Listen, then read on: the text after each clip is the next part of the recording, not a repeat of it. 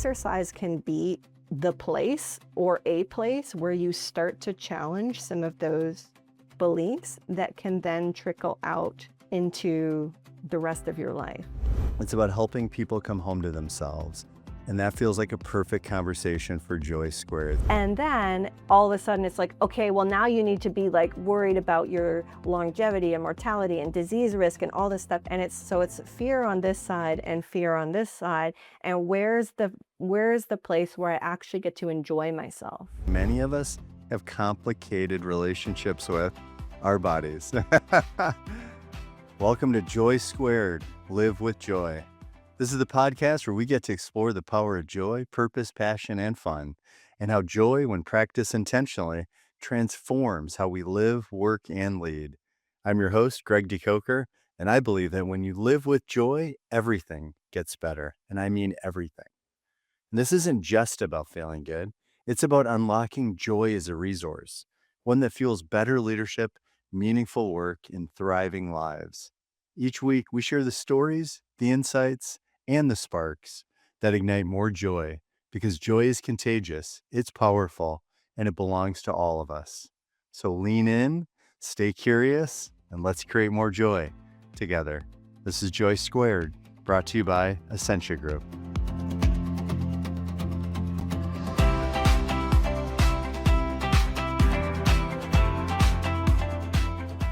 Welcome to JOY², Live with Joy, the podcast where we explore how the hidden power of joy can transform the way we live, work, and lead. I'm your host, Greg DeCoker, and each week I have conversations with inspiring leaders, authors, entrepreneurs, and change makers who are helping people create more joy in their lives and in the world around them. Today's guest, Martha Munroe, is someone who is helping people reconnect with something many of us have complicated relationships with, our bodies. Martha is the author of Attuned Exercise, Reclaiming Movement from Shame, Hustle, and Perfectionism, and Building a Deeper, More Sustainable Relationship with Your Body. She brings together more than 20 years of experience in the fitness industry with a master's degree in applied psychology and applied positive psychology and coaching psychology. Her research on embodiment and well-being has been published in peer-reviewed journals, and she has supported hundreds of people in transforming their relationship with movement, exercise, and themselves. Through her work, Martha challenges many of the stories we've been told about fitness, willpower, discipline, and worthiness, helping people move away from self-criticism and toward trust, curiosity, compassion, and connection. And before we jump in, I want to give a special shout out to our mutual friend, magician, and keynote speaker, Dan Trometer. Dan introduced Martha and me because he saw something we both care deeply about, helping people experience more joy in their lives. And after getting to know Martha, I can honestly say that she embodies joy, and not in a loud or performative way, but in the way she shows up and what she believes and how she speaks about people and in the difference she's making in the world. What I love the most about her work isn't really about exercise. It's about helping people come home to themselves. And that feels like a perfect conversation for JOY². So Martha, welcome to the show. Thanks so much for having me, Greg. I'm super excited for this conversation. Yeah, me too. I've been looking forward to our intro conversation. So yay. Well, we'll dive in. So I know how busy you are kind of with your, with everything you're building in your work and your life. So just what made you say yes to joining this conversation? I think anything that is about bringing a different way to think about the relationships we have with the things that are important to us is a good Mm. conversation to have. And that's what I love about your ethos and what you're bringing to the world is the idea that like we can bring joy into our relationship with the work that we do. We can bring joy into the way that we lead. In my book, when I'm talking about exercise, the idea that joy is a legitimate goal and that positive emotions aren't just fluffy and nice to have. They're Mhm. really a start point for more curiosity, creativity, and creation of like the good work that we want to do in the world. So, yeah, that's I why this love was a no-brainer. Oh, amazing. Yeah, no, so having you said yes, I figured you would because we're both aligned on. And I know even when we first had that first Zoom call, I mean, just the way you show up, it's like you're beaming. There's already joy. It's already joy. There's joy in the room. You're not waiting. Well, let's see what Greg's like. Let's see if, we're aligned. Let's see if we have any synergies. Let's see where the conversation takes us. We're not waiting to see if it's going to be joyful. We're bringing it. Yeah, I love how you say, yeah, bring it. It's like, yeah, bring it. Bring it, lead with it, be intentional with it. We don't have to wait for it. I think a lot of us do. So yeah, really great to have you here. Yay. Yay. It's awesome, and anyone that Dan recommends that he thinks would be a good fit, I'm like, done, 'cause, Oh, he's a great guy I've known for a long me time. too. Me too. He and I went, just real quickly on Dan, he and I were walking down the ravine a couple weeks ago, and we bumped into a friend of mine, and I introduced Dan as a magician and excuse me, and a keynote speaker, and Dan said, "Well, I have a magic trick. Do you wanna see magic?" My friend was like, "Oh my god, I love magic." So right then and there, shows us this magic trick. We're like inches away from what he's doing. We still talk about it. We still can't believe it. I was like, "How does that even happen?" Because 'Cause we're That's right there. It's awesome. there's no sleeves or anything. So anyway, yeah, it's talking about bringing joy. That's, something Dan definitely does, and he does well for sure. So thanks, Dan, if you're listening. Yeah. Yay. And what does joy mean to you right now in your life? That's a good question. I think joy to me is a lot related to authenticity Mhm. and really listening to what you actually want to do and how you want to show up in the world. And the idea that like authenticity or the authentic self isn't this thing that you uncover or find and that like exists somewhere, non-abstractly, but it's something that Mhm. you cultivate by being able to connect to your own inner wisdom and what's aligned to you. And I think that like Mhm. that connects to this idea of attunement that I talk a lot about, in the book, obviously in relationship to exercise, but it's Mhm. beyond that. And so when you're living in attunement to yourself and not culturally handed down scripts of how you quote unquote should do things, whether in Right. in life or career or business, life Mhm. gets more joyful and following the things that you enjoy helps you always have a lot of motivation because it's inherently engaging to do that. And so for me, joy could be spending time with I have a young daughter, spending time with my daughter and our family. And, slowing down to that pace of kids is just so joyful, getting to see the world through their eyes. Mhm. Joy is getting to feel physically good and capable in my body. I talk about, my own journey with exercise, and having gone through a period of time where I was recovering from a concussion and I couldn't do a lot of exercise. And now No. I'm in a place where I've built it back and it feels amazing to me that I can do things that I can do now.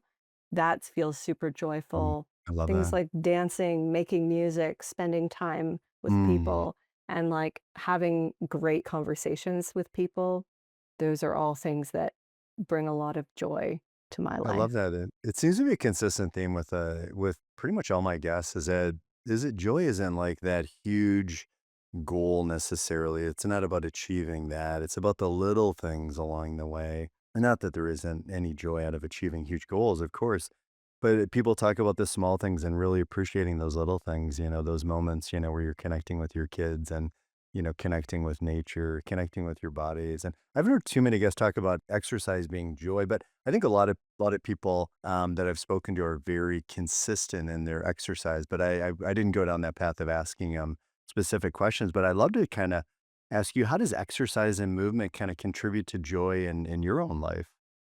Yeah, I mean, for me, I've always noticed that I feel better in my life when I'm physically active in some way. So I remember feeling like when I was in university and and you're studying and you're in the books and you're in your head all the time, right? Really really overemphasizing the cognitive side of yourself that exercise was so regulating to kind of bring myself back into the body a little bit and Right. kind of get grounded and get present Mm, and not only be living your life from the shoulders up, like yeah. getting back into the body. And I think that that's where, a lot of our emotions live, including joy, because joy isn't a cognitive state. It's like a whole body physiological thing, right? Yeah. So I think that that's a huge part of it. I think for Mm, a lot of people, exercise can be in this dynamic where there is, a lot of shame or guilt around it because if they haven't been able to make it a part of their life, and that like we have a lot of societal messaging about exercise and moralization of it, and that mhm. there's like a very specific way that it should be done in a certain ethos and a certain purpose. And for some people, that sucks the joy right out of it, right? If you're Yeah. supposed to do something that you hate, that is Mhm. about objectifying yourself and punishing your body for what you ate Mhm. or whatever, like there's no room for joy there at No, all. it's like joy killers. I mean, it's like, yeah, absolutely, I agree. Yeah, and so I think that piece is about reclaiming movement as something that can be joyful and an expression of yourself, and that isn't about like forcing yourself to do something that you hate, but that could be doing more of the things that you love to do that make you feel more energized, that make you feel more alive, that make you feel more present in your body and Mhm. yourself. And then that kind of radiates outward to the rest of your life. I love all of that, and I was just thinking about how I had a relationship with my body that was better, probably when I was in my 20s and 30s and than my relationship with it now, and because I looked at exercise as my reward for working hard that day, and I had it framed so well. It seems so distant and so weird now because not that I don't try to have fun with it by running in the ravine or the stairs or whatever, but I just haven't been consistent with it, and it does feel I have it as a should. I have it as like I need to take better care of my body, and I don't think there's anything wrong with thinking that, but I think going from thinking that to translating that into how can I make it a more of a positive journey or experience or thought process so it doesn't feel so heavy.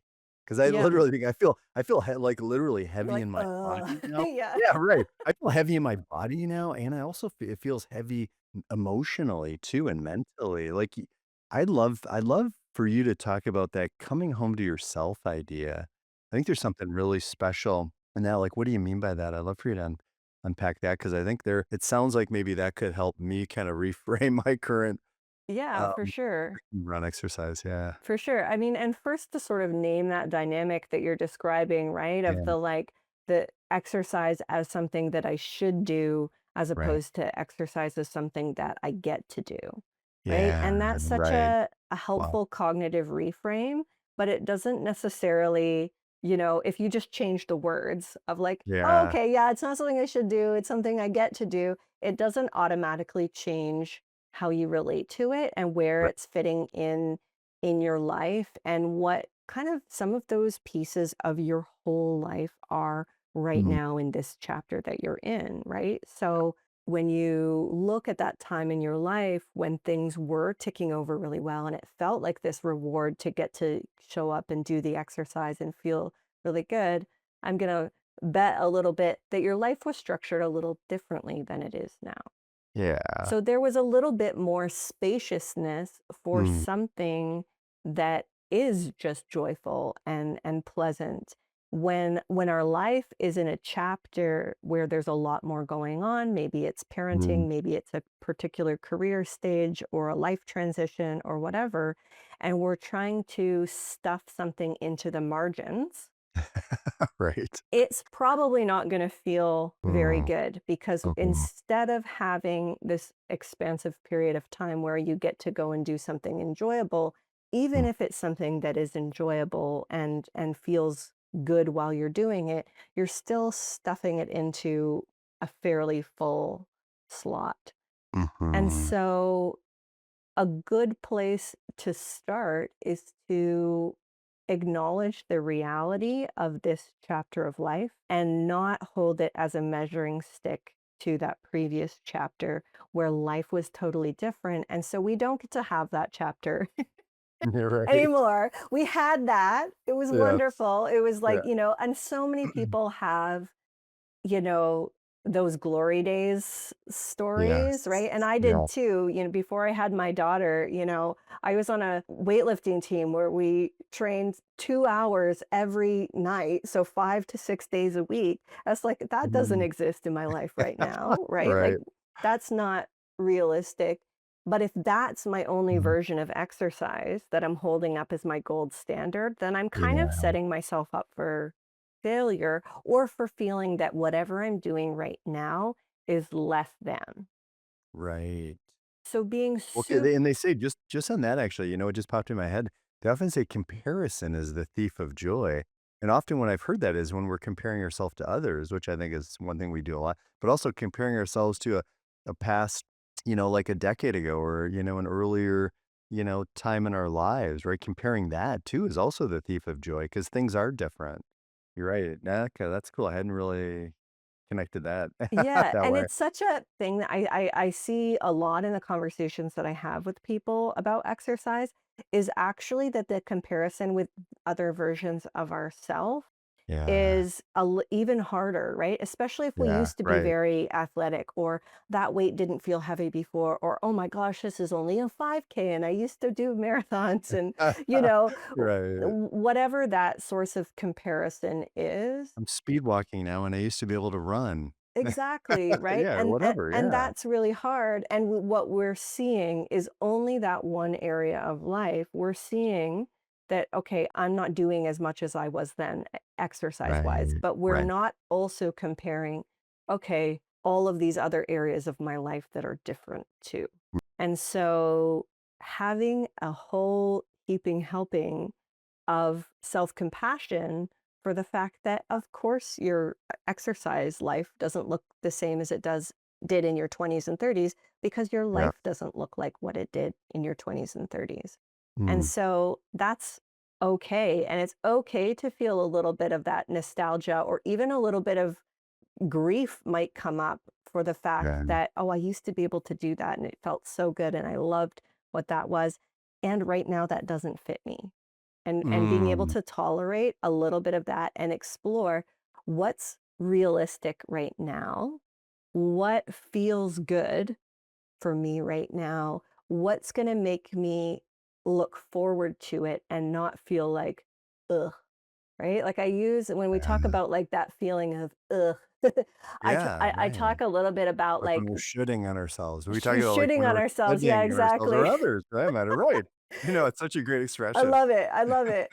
And this idea that when we're more generous with our definition of Mm. exercise Ooh, and that. more generous with giving ourselves the W that, like, I did it and it counts and it Yeah, matters and right. that was important, Yeah. the easier we have it to be consistent over a long period of time and maintain a positive relationship with the thing over time.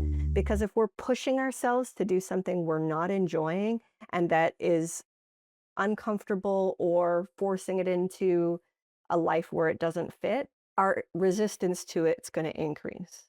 And then it's going to require more motivation every time. So when you can adapt to make it easier to tick it off the list or to give yourself, an easier goal, it can feel a little bit at first like you're kind of letting yourself off the hook. Like I know this is important to me. I know it makes me feel good. Right. I know X, Y, and Z. Like there's nobody who doesn't know that exercise is good for them.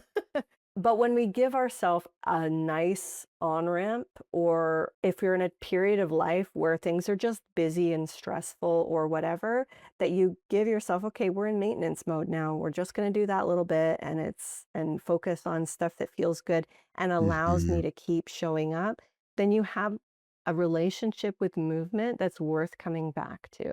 When you're building that too, and you're also it's like the way you talked about it, we're closing the knowing doing gap because of course we know it's good for us. I know that. But Yeah. then how do I translate that into the morning where I'm like, oh, today's a good morning to go. No, I've waited too long. I don't have time. It's a big production. I kind of go from the wanting to do it to then coming up with excuses why not. And I think for me, one of the things I've realized is I will think of it as an idea, a good idea versus a commitment to myself. Like I'll dupe myself, like in that the night before, okay, I'm definitely going for a run. And then that morning where I just, I'm tired. Maybe I woke up late. I feel like I'm already behind the eight ball. And oh, now I don't have time. Right. So it's like, well, it seemed like a good idea at the time, but I didn't actually make a commitment to myself. Right? So I let myself off the hook, which then doesn't help with my confidence. It doesn't help with me getting in, better shape and exercising in some way or movement in some way, right? So, Yeah, and I think a little bit of flexibility in situations like that can be super helpful. It's like, we've yeah. all had times where, you set the alarm clock early to go for a run and then you're like, yeah, no, thank you. And like, so first off, normalize that.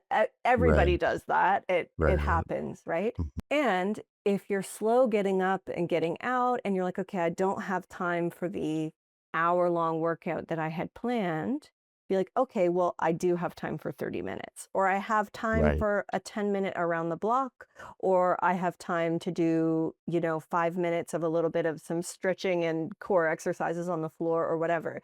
So Mhm, adapting to how you're feeling as opposed to just eliminating it. So this mhm. idea that like if you can't do your first favorite thing, that's Yes. don't throw it all away. Right. And Okay, if got you it. if you wake up and you're like, I literally don't have the energy right now to kick my butt and go do a 10-kilometer run, make it easier. And this is like along that ethos of being more generous with it Mhm. and attuning to how you actually feel in that moment. And that's sort of that process of coming home to yourself that that Okay, that got it. actually paying attention to how you feel and Right. that if how you feel is, the hour-long workout is not feel good to me right now, then Yeah. make it smaller, make it easier. What like when I work with people coaching, when we start to set the first like intentions of what it's gonna work we're gonna work on, it's Right. always so small that people are like, really? That's it? That's all we're gonna Yeah. do? And it's like, yeah, Right. you have to Yeah. set the goal so easy that it Yeah. basically feels like it's already done. You know And that's the thing that you build yeah. from, you You know? build that momentum, you build your confidence, you're building your muscles in a way that works for you. It's like I remember reading something that said one of the simplest and easiest ways to build your self-confidence is to do what you say you're gonna do. So for me, if I say the night before I'm gonna go for a run and then I wake up in the morning, I don't go for a run, that isn't really that's not really helpful. I like you of it doesn't have to be all or nothing, and I'm a recovering perfectionist, so there's some different ways I need to definitely reframe that, and just those little things, like, if I say I'm gonna do this, walk around the block once a day, like, I had a friend, the other day who was like, "Do you drive everywhere?" And I was like, "Yeah, often," and he goes, "I walk everywhere," and he's like, "I just invite you to kinda start walking more," so, it's just him saying that, not in a judgy way or whatever, but just in a he's like, "I know you wanna, exercise more, so just start walking more, build that in, when I go over to his house, which is like a few blocks away, maybe I don't drive my car, right? That's not that far. Yeah, Build in yeah. an extra 15 minutes of walk time, right? Because it's healthy and it's fresh air and it's just I'm doing something versus nothing. Totally, and I think this idea of choosing the low-hanging fruit or whatever feels like Yeah. low-hanging fruit for you, whether, walking to your friend's house that's a couple blocks away, if when you do that, you really pay attention to how you Uh-huh. feel in that moment, because sure, we can think long-term fitness, if I'm walking, all these little extra bits for 20 years, that's gonna be good for my cardiovascular health, but that's fairly abstract.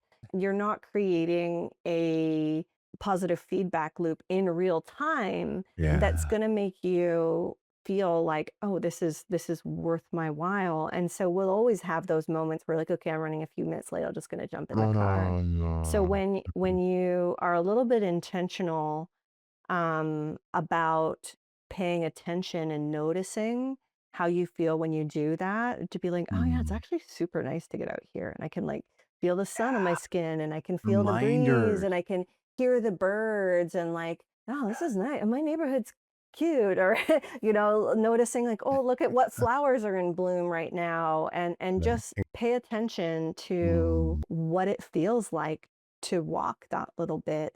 Then I think the benefits Appreciate that it.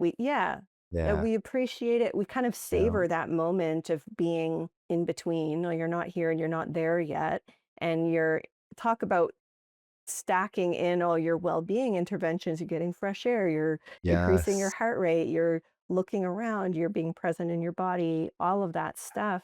It's like habit stacking. I've been referring to those kind of things versus multitasking, which I think is, well, for me anyway, I think it's an impossibility multitasking. I think that just doesn't work. But habit stacking seems a little more accessible. Yeah.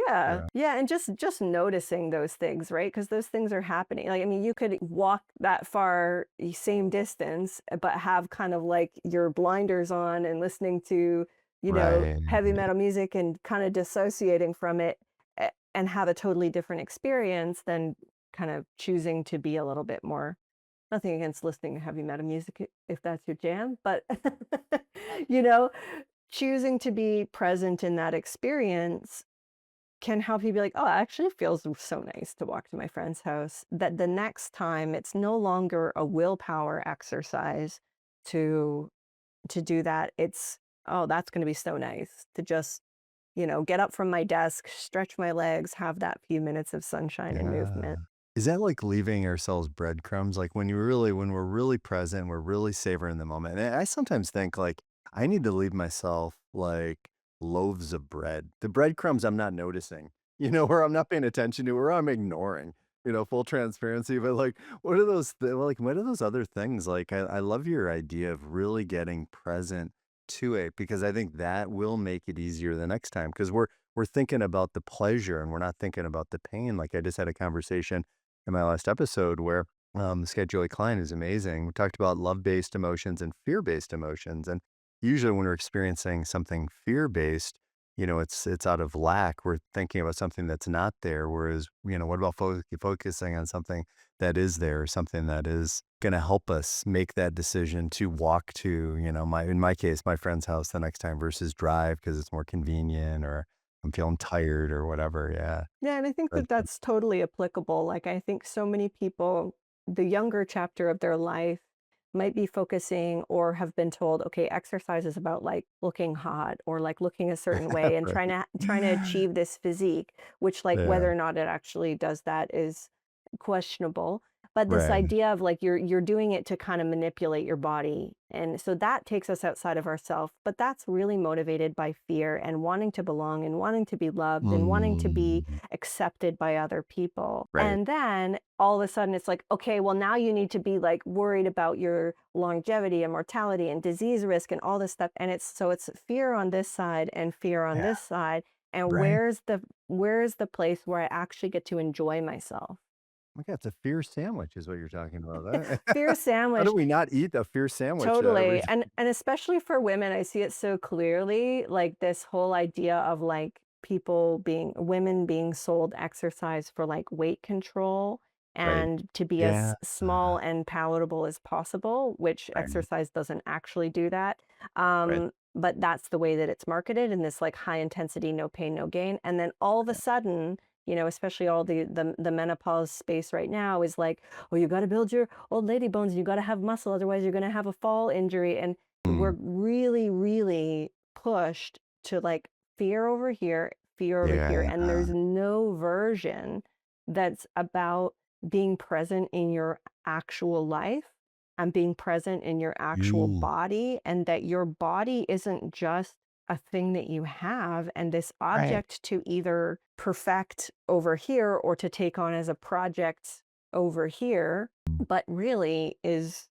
your vessel to inhabit through your life as your subjective experience in the world, Mm. to zoom all the way out, right? But this idea that like we can attune to and pay attention to and value what our experience is in the moment, and that has inherent value.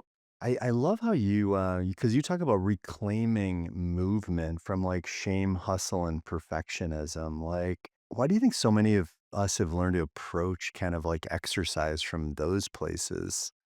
Yeah, I mean, it's sort of if you look at the way that we learn about exercise in our bodies through the lifespan. So a lot of my like research work is mostly looking at women's experiences, but we can kind of look at men's experiences as well.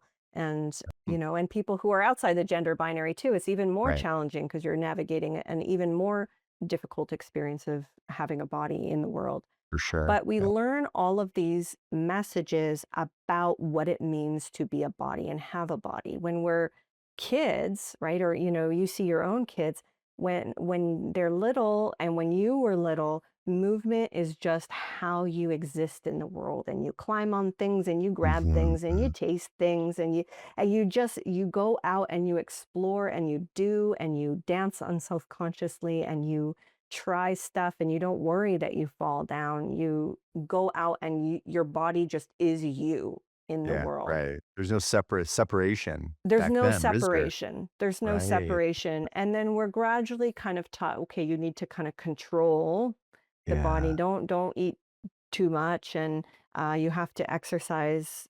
And it's not just playing on the playground. It's this Right. thing over here in the Right. gym or whatever. And the way that Reps and it's weights and it's different machines or it's different dumbbells, whatever it might be, but yeah, it's a whole routine. it's a whole thing, and I think for Yeah. a lot of people, kind of through the young years, it's funny. I was thinking about this just the other day. Is that like I was not an athletic kid at all. Like I wasn't on Right. any sports teams. I wouldn't have been picked for any sports team. I was like Hey, you're being too hard on yourself. This is picking. Joy Squared. Bounce No, back up. it's okay because it's honest. I was Okay, picking alright, fair enough. dandelions in the outfield, and that's fine, right? Mhm. But I'm a fairly active, athletic adult, and one of the reasons why is that you don't have to be any good at anything to do things as an adult. But Yeah, as a right. young person, as a youth, you're Yeah. not gonna get selected for teams, or you're not going to even Mm, try out if you don't think that you have a chance. And this idea that, like, maintaining involvement in physical activity requires you to be good at it, right. and then all of a sudden it's like, okay, but now we got to exercise, guys. Yeah, There's sort of this interruption that happens where you're either kind of good at it or not, and kind of both paths lead to some disrupted places. So people right, either believe that they're not good at right. physical activity, Yeah. and then it's a challenge from that side, or their sense of like self-worth and self-efficacy is very much Mm, tied to what their performance is. And so the idea of, movement for self-care and enjoyment also feels a little bit out there. So even I think further away, right? even further away, Yeah, potentially, right? And yeah, so all of that gets kind of wrapped in, and all of these experiences that we have that are embodied. So our relationship with food and appetite, our relationship with using our voice and expression and agency, right. authenticity, Yeah, taking up space with our full true self, our relationship to gender norms, our sense of our body as a subjective place as opposed to like an object for other people to judge. All of right. these components are Yeah. part of our embodied experience, and they're all kind of connected. So we're all Mm, just trying to figure out how to be in the world. And for most of us, there's been various disruptions along our relationship to our body that we kind of need to make sense of. What is this physiological component of ourselves? yeah, right, it's like and the way you talk about embody too, it's like all those experiences and judgments and thoughts and conversations and perspectives, like, we're storing all that in our body. It's probably, doing a number on our nervous system as well Oh, for too, right? sure. Yeah, and I Yeah, mean, and you spoke earlier about, it's like, oh, there's this perfectionism side or guilt side. yeah, It's, those are the dynamics that I see. If you struggle with yeah, perfectionism anywhere in your life, it's going to show yeah, up in your relationship with exercise. If you struggle with right, a lot of guilt dynamic or shame dynamic, that's going to be showing up in exercise. If you are like a high achiever, gotta be, top of the heap, and that's going to show up in exercise too. So a lot of the sort of developmental themes of your life, or the things that you're working through in your own personal development journey, those are probably mm, present in your relationship with exercise too, or struggling with self-compassion, etc., which is right, kind of interesting. and I talk a little bit about this in the book, this idea that like exercise can be the place or a place where you start to challenge some of those beliefs that can then trickle out Mm. into the rest of your life. And Yeah, like that's how we do super one thing is interesting. how we do everything is something I've heard before. And again, generally speaking, but again, if we're doing that, and well, like you said, if it's, if we're wired for shame or guilt or perfectionism, often that shows up in other areas, maybe every area. But this is a great way to really focus on how we're being, because I think everything we do comes from how we're being. Like I think that's the heart of everything, and what we're doing impacts what we're having in our lives. So I think it's a great place to start. Do you think these things are these blocks, I guess if we call them blocks, these things that are blocking joy as it relates to like our bodies and movement and self-image? Like, we have these blocks that we've kind of grown up with in different ways. And then what would you suggest? Like, how do we move through those blocks? I know you've kind of mentioned, some ideas, but like what could be like a practical first step for if Yeah, I'm asking for myself and anyone else out there that may be absolutely. struggling. So I think Sure. that the first port of call is self compassion. And all of those things that we might have learned, whether it's perfectionism or, guilt or being really hard on ourselves, like inner critic wise, we Yeah. learned that with a positive intent. We learned that because we were trying to figure out our way in a difficult world. And Okay. the problem is not you. Yeah. The problem is that you were taught something that either was incorrect or wasn't the whole picture. And so that can really change the way that we relate to things. When we think like, I suck because I can't get it together with exercise versus the way Right. that you were taught to exercise doesn't Yeah. feel good, isn't sustainable, and makes Yeah. us feel worse about ourselves. We Wow. can, instead of sending hatred and judgment at ourselves, we Yeah. can send it at the system that harmed us, right? When we learn perfectionism, it's Mm. not because usually not because somebody directly told you, "You gotta be perfect." Right. Yeah, It's right. tacit, right? Yeah. We learn that, okay, this is valued. When I try to get Mm. everything just right, that's beneficial in my relationships and things around me. And be Could like, be "Okay, protecting ourselves often, right? Because then there's no room for judgment, like a exactly." yeah. Yeah, and so there was a positive reason Mhm. why that was learned. And you Right. can have so much compassion for young Greg. And imagine young Greg, right? Yeah. When did I start feeling like I'm a less worthy human being if I don't exercise? And it's like, Right. woof, that Yeah. sucks. And if you have kids, you can imagine if your kid comes to you and says, "Man, I feel like if I don't exercise, I'm a loser." And how much like love and support you would send them to be like, Yeah, that's it's not the beautiful. case at all. And you can Mhm. send that to your young self and be like, that's not the case at all.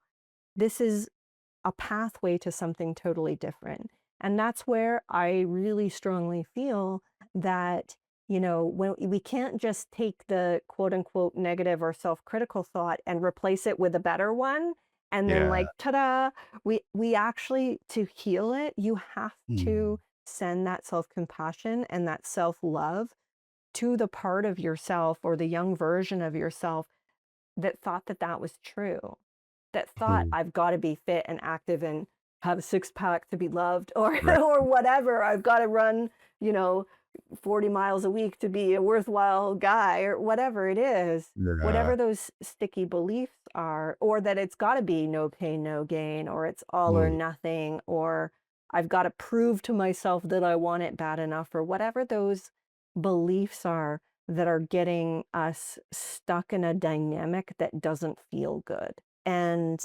self-compassion is the way through in my experience.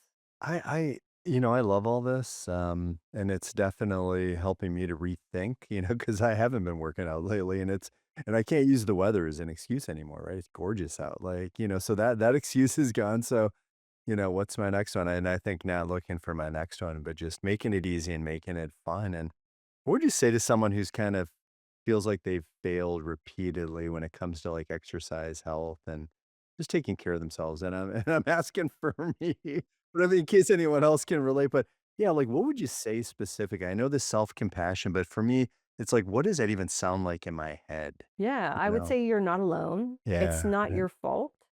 There's a Hmm. lot going on in your life that is maybe making it more difficult in this chapter. And just Yeah. because Um, there's been times where you've started things and it hasn't been able to continue, doesn't mean that those experiences were not worthwhile. And that exercise and movement and yourself as a body is a lifelong journey. It's not about getting it right once and for all.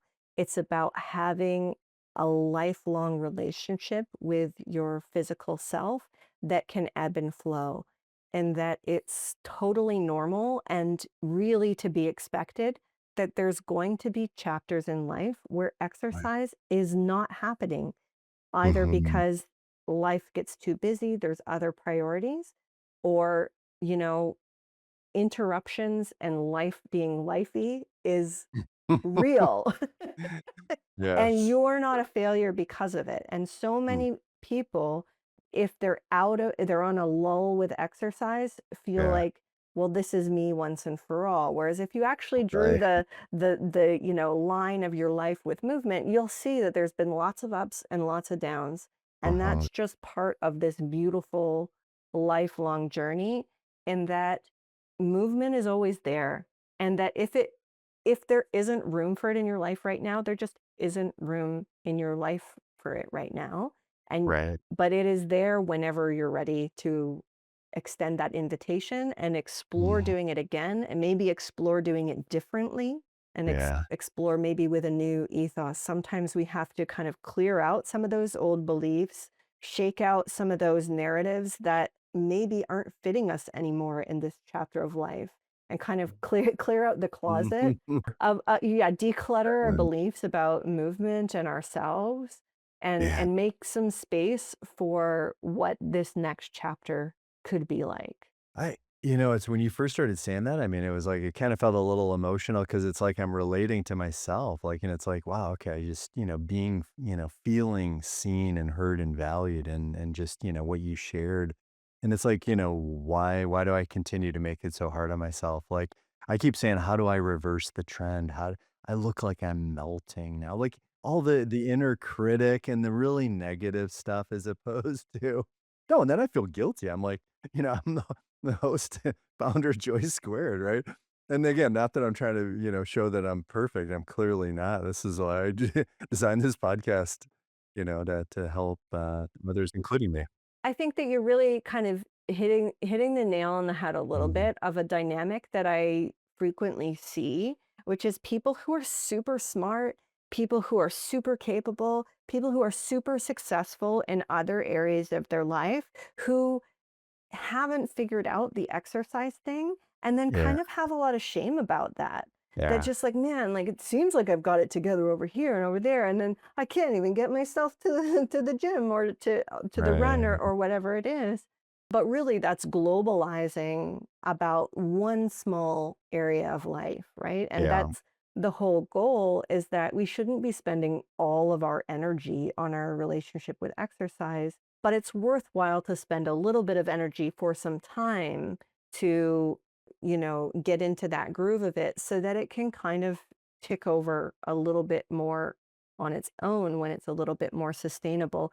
But you've got to give yourself that soft re-entry point, right? When we come yeah, in with that I ethos love that. of, Man, like, being super hard on ourselves, or like, oh man, I'm such a success over here and I'm really not over here, and we kind of feel yeah. that almost embarrassment about it Imposter for some. syndrome kind of can leak into other areas of our lives too, right? I feel like it's fake, like compartmentalization, which doesn't really Yeah. work.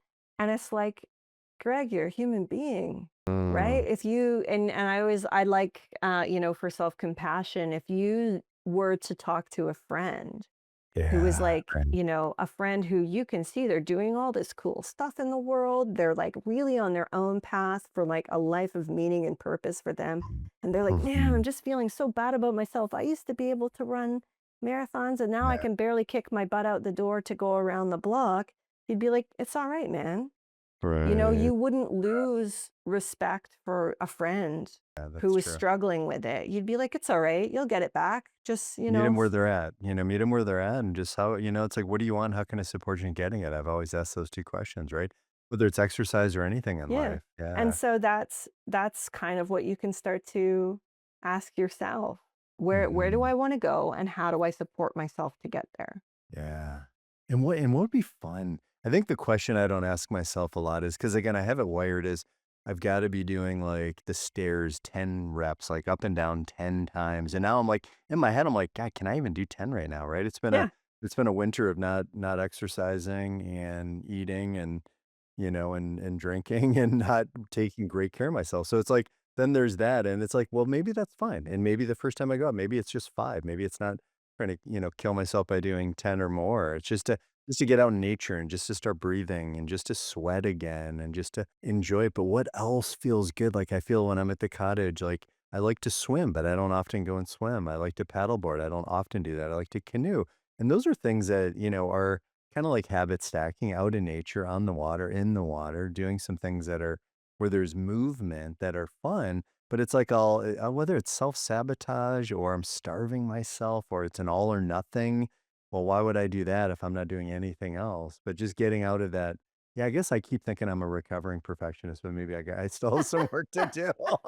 You're like, I'm "Oops, still everywhere recovering I maybe. go, there I Oh, yeah, am." yeah, everywhere I go, there I am. Yeah, the recovering perfectionist. But Yeah, that's real, right? And yeah. we do sort of, have those beliefs that are like, Mhm. okay, going up and down the stairs 10 times, that counts. And that is a Right, real quote unquote, real workout.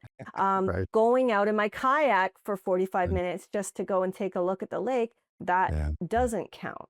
And we're not putting that in the right, bucket. And then, like, right. okay, and if I decide to go to the stairs and I can only do 3 times without feeling like I'm sucking wind, then that doesn't count and I'm a loser and I can't cut it. And like, you know, those are the type of beliefs that Mhm, we're trying to excavate and be like, okay, mhm. that's gold because we found a belief is I got to do the stairs and it's got to be 10 Yeah, times. And I'm not right. being inclusive of these other physical activities, the canoeing, the kayaking, the gardening, the dancing around your kitchen, the like, those other types of movement or walking to your friend's house that we too often don't consider as counting, is that we're going to be more generous with that. And in the structured exercise, whether it's strength training or going for the run or going to do the stairs, can we be a little bit more flexible there? I've found both from myself and with clients that I work with in coaching is that when we're more flexible, we feel like that's the letting ourselves off the hook and we start counting all this stuff. We count all of the stuff, we get as flexible as we can, and that's what allows us to be more consistent and to start to feel good about what we're doing. Like if you go out tomorrow and Before force yourself to run up those stairs 10 times, you're yeah. gonna feel like a bag of crap. Like it will not feel good. Right. Part of me wants to commit to doing that. Literally, I'm like, "Wow, what's holding me back?" Why don't I like, or even this afternoon, but, yeah, so what would be a different way to reframe it? Like, instead of me saying, "I'm doing 10, up and down," which may hurt, like, what's a Yeah. better way for me to think about it? Yeah, and then that was kind of what was bubbling for me. It would be like, Yeah. okay, my challenge to you would be to go out and Yeah. start and notice what Yeah. does a 6 or 7 out of 10 effort feel like? Right, Because okay. you can push yourself to 10 out of 10. You know that if Right. you really want to, you can push yourself and you can force yourself to do that. But that's Mhm. not what we're exploring. We're exploring that space of what moderate intensity actually feels like. Mm. And you don't know and I don't know what that number is going to be. It's going to be I'm going to do it once and then I'm going to let myself breathe and I'm going to see how I feel and be like, do I want to do it again or do I not? And if you Right. want to do it again and it still feels less than 7 out of 10, okay, let's do it again. And just notice what that type of effort and so being able to notice what intensity of effort that you're bringing as Right. opposed to an external yardstick of, 10 reps or, Yeah. 3 sets Okay. of 5 in the gym or whatever, what does it feel like to auto regulate Right. and adjust based on how you feel in the actual moment?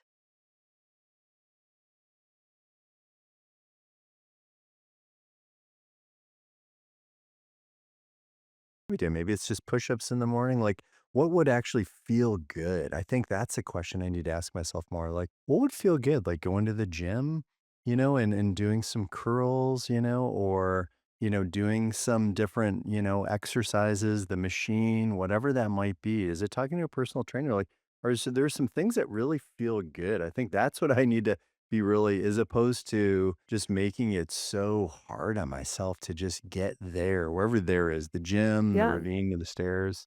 Yeah. Totally, and I often think about this idea that, like, if you look at your movement life as a whole, it should only be a Mhm. very small percentage that feels like it's taking the medicine, right?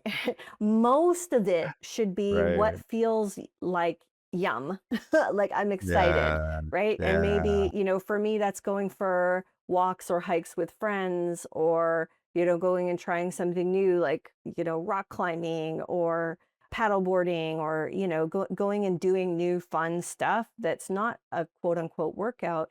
Or hip hop dance. Actually, a friend of mine just did hip hop, and he learned how to do that. And I was like, yeah, there's some exercise there, but it's also there's some humility and some fun and making fun of yourself and just kind of putting yourself out there. So I kind of encapsulate in the socialization and working with the team and choreography. So I was like, on one hand, I was like, I don't know if that's on one hand, I love the idea. On the other hand, it scares the hell out of me. So Yeah, maybe that's my answer right there is to maybe look that's a into fun one, right? Yeah, a dance yeah. class, right? And Yeah. try out a beginner class, right? Where it's all Right, going to just to be see. beginners too. Nobody's taking themselves too seriously. Everybody feels like they're a little bit like ooh about being there, right? And getting Right. over that self cringe factor. Who knows? Maybe this time next year you're going to be, a hip hop dance Oh star, my god. you don't know. And Yeah. this Who idea. knows? Maybe there's something in there that wants out. Totally, and this idea of having a chapter, like I talked about Yeah. that in the book, this idea of having a chapter where you're just exploring different things and being Mhm. really curious about movement because I really disagree with the idea that you have to find the one thing that you like to do and then do that Yeah. forever. I think it's Right. really normal to have chapters where you're into different things. Like I had a chapter where I was really into hip hop dance and that was great. Oh, no way. And Yeah, I had a well, so chapter, where I did triathlons and marathons and like distance running. And then I had a wow. chapter where I did weightlifting. And then I had a Mm. chapter where I was like, oh, I'm really into this whole idea of like natural movement and these kind of flow workouts and stuff. And, in Yeah. this chapter, I like kind of more traditional strength training again. That's Experiment. Ooh, being yeah. good. And the idea that like it's totally normal for your hobbies and interests to have different chapters. And that if Mhm. I remember for me, after I had been doing running and kind of distance stuff for a long time, and I just felt like I didn't want to do it anymore. Right. And I was kind of like, for a while, I was like, well, like now what? Yeah, And right. like you can, if you decide that the thing you've been doing isn't fit you anymore, it doesn't mean that there's anything wrong with you or that you're lacking in willpower. Maybe it's just time to Mhm. try something different. So the Yeah, idea that's of like right. keeping some curiosity in there and yeah, jump into the hip hop class or Mhm. explore, once a week I'm going to meet a friend for a walk or yeah, I'm going to try something that I've never done before or invite Right. in some of those stuff that like I already know that I like but I haven't been making a priority and that it's for the kayaking or the paddleboarding or the other outdoor activities, it's for joy Mhm. and it counts as Yeah. exercise. It's all in there. Well, Martha, this has been amazing. And before we wrap up, I just thought, hey, is there anything you want to kind of share with the listeners? Like, what do you hope they take away, or how do you hope kind of our listeners feel after listening to this? I'd like to share that if anybody listening feels like they've struggled with exercise and that they're a Mhm. failure or that they're behind or that, they're never going to get it together around exercise, that there is hope, that Hmm. there's a different pathway than what, the fitness industry wants to hand to you that is like this all or nothing, no pain, no gain, you know, really high intensity and unenjoyable path. There's a Mm, whole other world out there, and that there's hope, and that it can be yeah. joyful, it can be embodying, and it can have a positive spillover into the rest of your life when you Mm, practice being generous, when you practice self compassion, when you yeah. practice being mindful and attuned to your body, it can really positively impact your whole life. Mm. Wow, I love that. Well, Martha, like, thank you so much for being here. I mean, this conversation's flown by. I can't believe, we're at like it's coming up, looks like to an hour. It's just amazing. It's so easy to connect with you. And yeah, I've just really enjoyed tapping into kind of your wisdom and your energy. And what I appreciate most about, your work is that you're helping people rewrite one of the most important relationships like they'll ever have. It's a relationship with themselves. Right? That's kinda one of the big things I got out of it, and be more compassionate and be more generous. You said that, quite a few times. I feel like I'm very generous, a generous person, and how generous am I to myself? So it's something that I'm gonna invite myself to think about and also invite our listeners to. So, yeah, in a world that often tells us to push harder, do more, and become someone different before we're worthy, your message is a refreshing reminder that healing, growth, and well-being begin with acceptance, curiosity, and connection. So I love that you're helping people see movement not as punishment or performance, but as an opportunity to reconnect with themselves in a deeper and more meaningful way. So thank you for the work you're doing. Thank you for the wisdom you've shared today. And for helping people experience like more compassion, more generosity, more freedom, more and ultimately more joy in their lives because there's no such thing as too much joy. Thanks so much for having me, Greg, and thanks for sharing your Mm, experience and some of your current struggles too. I think that's going to be mm, relatable for so many people because this is this relationship with our body. Like you said, this is from yeah. our first breath to our last breath. Your body is you. I love that. And Martha, I'm going to put in your contact information and even a link to your book, which I've started reading. I haven't read the whole thing. I will finish reading it. I love the beginning of it. So it's something that I can definitely relate to. And it's something that just makes everything that you've shared today just more, even more accessible. The way that you talk about it, I think makes exercise and movement more accessible and more enjoyable. And it kind of has painted a different path for me. So I'm really going to rethink it. Yeah, and I'm look forward to our next conversation when I can share more with you. And all of our listeners, thanks for spending part of your day with us, right? We know you have lots of choices on how to spend your time and energy, and we're grateful that you've chosen us to spend some of your time, here. And here are a few takeaways from today's conversation. So, your body's not a problem to solve; it's a relationship to nurture. Joy often grows when we replace judgment with curiosity, criticism with compassion, and force with trust. So, and perhaps most importantly, lasting change doesn't come from fighting ourselves, it comes from reconnecting with ourselves.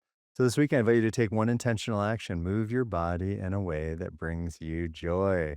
Not because you have to, not because you should, but because you can. And because joy is isn't something you earn after becoming someone else. It's something you can experience right here, right now. So, until next time, live, work, and lead with more joy intentionally. Cheers.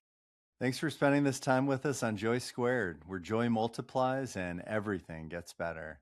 Remember, joy isn't just something you feel, it's something you create and it's something you pass on. If this conversation sparks something in you, share it because joy is contagious.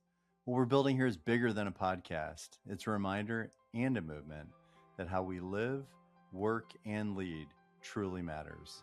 Until next time, live with joy, lead with purpose, and never forget to have fun.